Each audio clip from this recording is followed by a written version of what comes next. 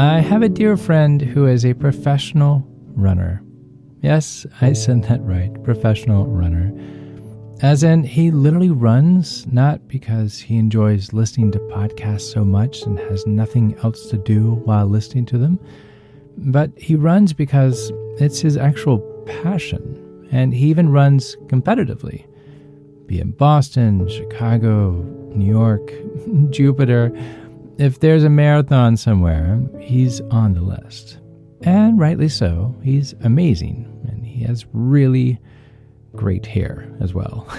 Miles, I do hope that you're listening. I enjoy running, and it's something that I do 3 or 4 times a week, but it's less competitive and more creative for me personally. Running is where I get a lot of ideas from, and it's also just a place where I can kind of brainwash the day. All to say, Miles and I are 2 very different runners, obviously. I've never even run a 5K, and full disclosure, I have no plans of doing so anytime soon, or even later for that matter. No offense. But I can imagine if I were to go visit Miles, who lives on the West Coast, and let's say he picks me up at the airport. And as soon as I get in the car, he goes, "Hey, I signed us up for a 5K. I thought it would be fun." What? "Yeah, come on, you'll be fine, you'll be fine." And instead of heading to the Sheraton, we head to the starting line. As night falls and I finally cross this finish line, alone, dodging traffic, as the street opened hours ago after all of the runners had finished, well, except one, Miles finally finds me. Granted, he would never leave me like this alone, but again, this is just a fictional story, so just go along with me. "Hey, there you are. I'm proud of you. Running is not easy. Finishing the race is what matters," he says with a giant smile, freshly showered. Yeah, of course, I say, sucking air like it was candy. The thoughts began to go through my mind. Well, I obviously didn't train enough. I'm not a good runner at all. Why am I even bothering? I'm never going to run again. I'm a loser. I'm going to hang these Nikes up as soon as I get home. And the downward spiral begins. Life is a race, let's be honest. Sometimes it's a sprint. Sometimes it's a marathon. Sometimes we lead the pack. And sometimes we barely crawl over the finish line. But at the end of the long day, when our head hits the pillow, what moments do we replay over and over again? It's usually not the, "Oh man, I'm so happy I crossed that finish line," no matter how long it took me. But we're usually going down the, "What a disaster I am." We're in our own heads, and it's easy to magnify our flaws and see certain things as personal failures. Instead of picturing our highlighting reels, we only see our bloopers, our downfalls, our crawls. But how kind we are to ourselves. But I want to show you something. How kind we are to ourselves is as important as how kind we are to others. There's a great quote that says, "The greatest illusion is that life should be perfect." I'm going to say that again. The greatest illusion is that life should be perfect. And I found this in this book. This is just tremendous. I love it so much.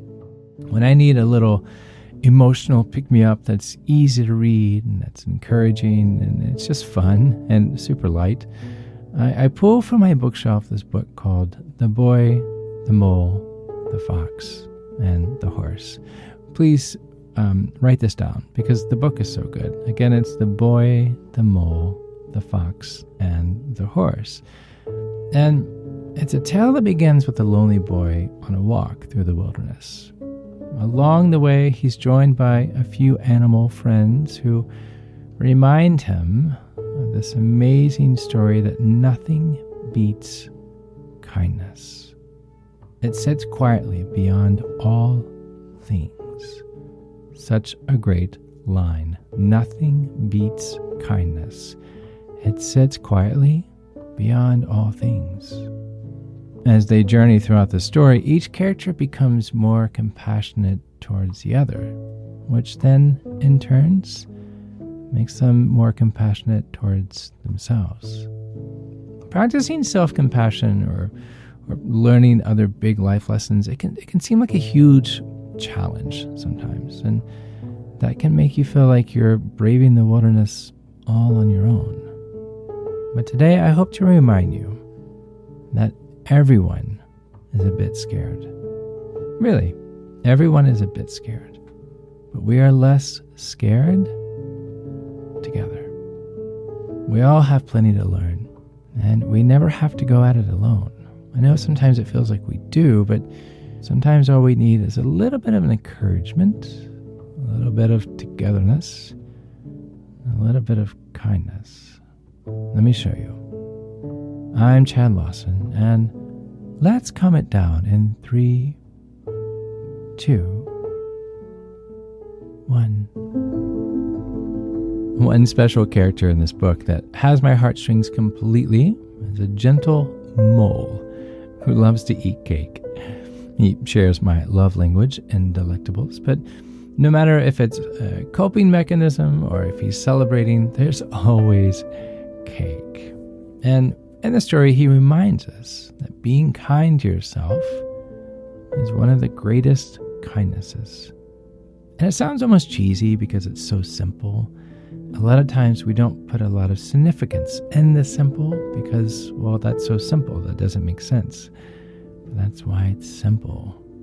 Being kind to yourself is one of the greatest kindnesses. But why is it so great? I mean, why be kind to yourself? And the truth is, no matter how well you think you're hiding your unkindness towards yourself, it shows. Do you know that? No matter how well you think you're hiding your insecurities, your self-doubt, the way that you see yourself in a negative way, it shows. It shows in your words, it shows in your actions. And if we look at the mole's perspective for his love for cake, the thought came to my mind, can you eat cake and be grumpy at the same time? I mean, really, think about it. Think about that picture. Can you have a plate in front of you with this delicious, gorgeous cake? And can you eat it and be grumpy at the same time? I mean, is it even possible? I mean, even if the cake is too dry, or if the cake is lemon vanilla when you really wanted raspberry chocolate, or maybe it didn't come a la mode.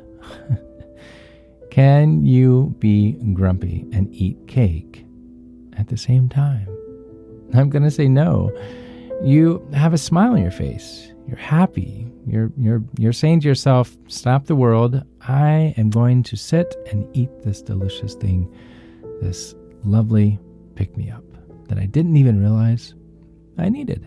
Like when you're eating cake, when you're kind and gentle with yourself, it shines out of you, right? Think about it. When you're eating cake, you're smiling, you're giddy, you're happy. It's the same when you're kind to yourself. It shows. It shines out of you like sunbeams, and you're radiant. And when you're radiant, you just can't stop yourself from treating others with this beautiful kindness. Hey, I'm eating cake. You should come join me. It's really nice, you say. It shows. And by simply thinking kind thoughts, by sharing your emotional cake, you open yourself up to sharing love and sharing this connection with others. Now, this won't always be easy. I meant being kind to yourself and being kind to others.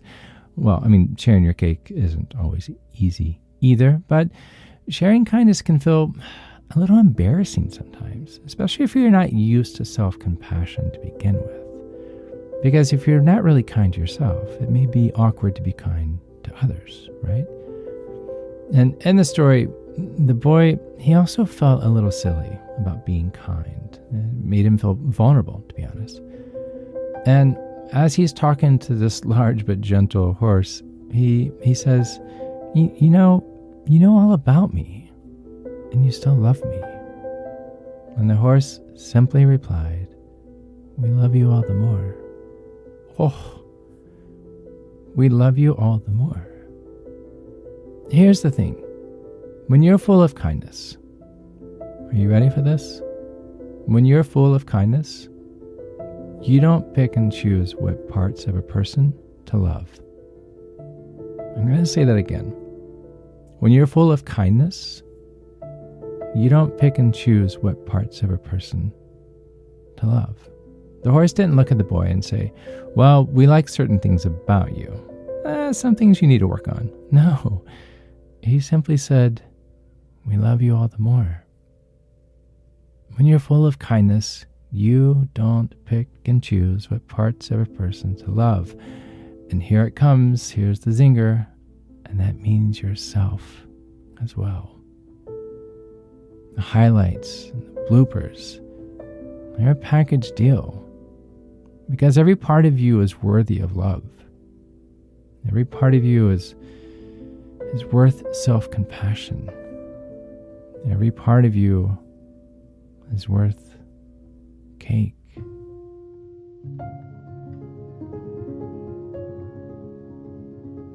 Of course, we can't talk about kindness without talking about love. I mean, what is kindness if not a form of love? The kinder you are to yourself, the more self-compassion you give yourself. It doesn't need to be extraordinary. Simple things like going for a run, taking a nice warm bath, or even looking in the mirror and complimenting yourself on a good hair day. Love can be pretty ordinary. All that matters is that you and others can feel it. You can recognize it. But as I mentioned earlier, sometimes sharing this outward, this verbal form of love feels awkward. It makes you feel vulnerable, almost as if it makes you feel weak, especially if we haven't opened that box of self-love yet.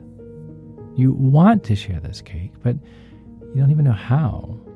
What do I say? How do I say it? Will it seem sincere enough? Will it seem too sincere?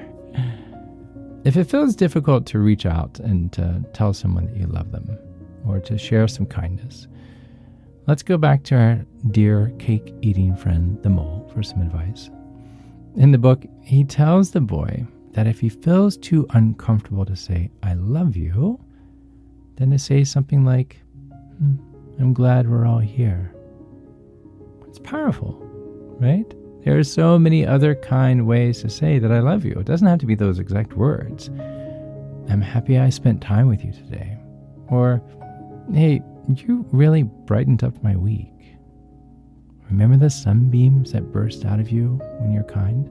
When you have that radiance, all you need to say is, I'm so happy to see you. And the other person will feel that love. They'll feel your kindness all around them too. But still, let's admit it, on bad days, this kindness seems like a huge challenge. Someone mistakenly takes your lunch from the fridge, or they cut you off on the highway, or you spill coffee on your favorite shirt. All that bad stuff that happens at random can make you want to shut the blinds and just go to sleep the rest of the day. Well, there's another book for that, actually. It's a kid's book called Alexander and the Terrible, Horrible, No Good, Very Bad Day. But what Grumpy Alexander and you and I need to hear is this. One of our greatest freedoms is how we react to things. Did you hear that? One of our greatest freedoms is how we react to things. We can react from a place of kindness, or we can react from a place of anger. We can't choose both. It's like the whole cake grumpy. You can't do both.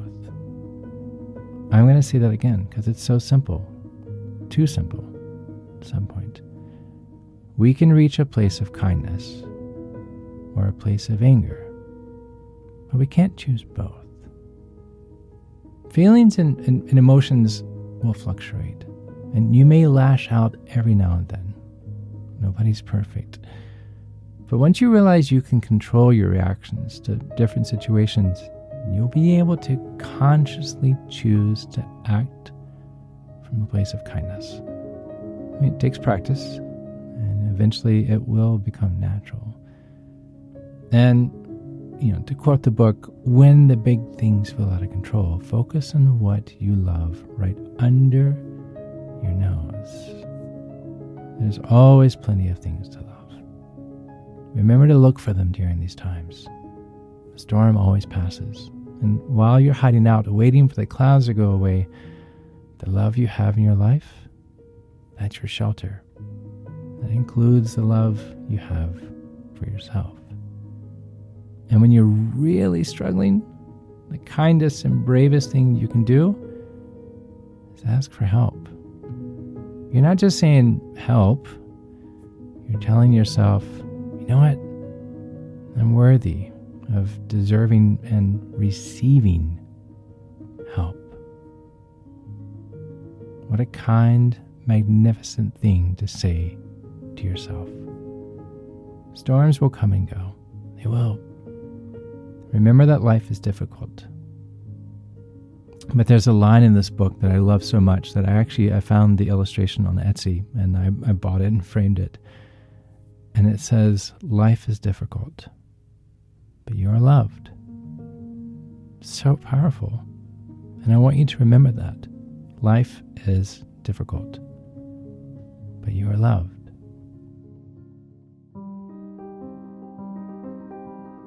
If practicing kindness still feels difficult every now and then, and you still feel lost on this journey, that's okay. So did the boy on this journey through the wilderness. He tells the horse, we have such a long way to go, as they were going home. And the horse says, yeah, but look how far we've come. Remind yourself how far you've come. Imagine again that 5K from earlier, only this time running it, I got second to last place. Hey, I made some progress instead of, I lost again. Well, at least I put my shoes back on to try. It might be easier to be kind to yourself when you make small mistakes, like misplacing your keys, and a lot more challenging when you face a greater loss. Like maybe, not winning the 5K, even if you trained for it. But before you say to yourself, what's the point in even trying? I'm just a factory of mistakes. Realize there's ups and downs. Remember all the ways you've made progress. It's incredibly easy to forget that every one of us is struggling with our own insecurities, our own missteps. Remember all the progress you've made. In the book, our friend the horse reminds us sometimes just getting up and carrying on is brave and magnificent. He's absolutely right. The characters in the boy, the mole, the fox, and the horse, they each have their own weaknesses. But just as they have their own things to work through, they each have a part in sewing into one another in ways that only they could do. We each have our own weaknesses. We each have our own strengths. It's a lot easier to be kind to yourself and to others when you know this to be true. When you're full of kindness, you don't pick and choose what parts of a person to love. And that means even yourself.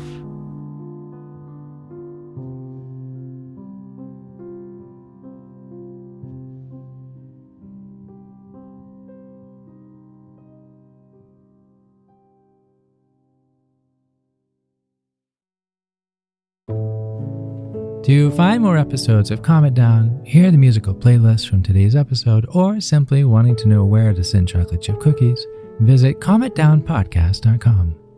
You're not alone.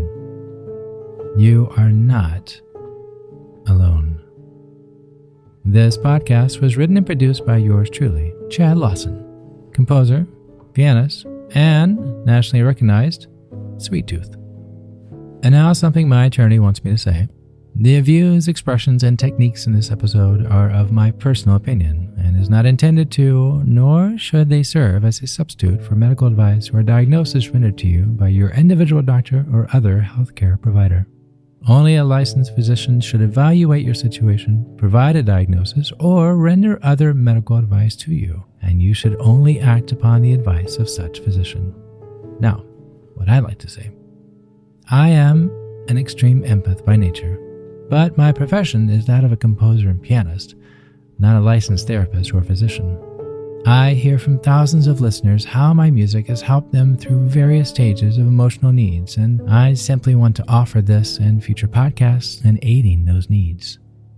To find a list of licensed professionals in your area, please visit calmitdownpodcast.com. And finally, if you've enjoyed today's episode, please leave a review.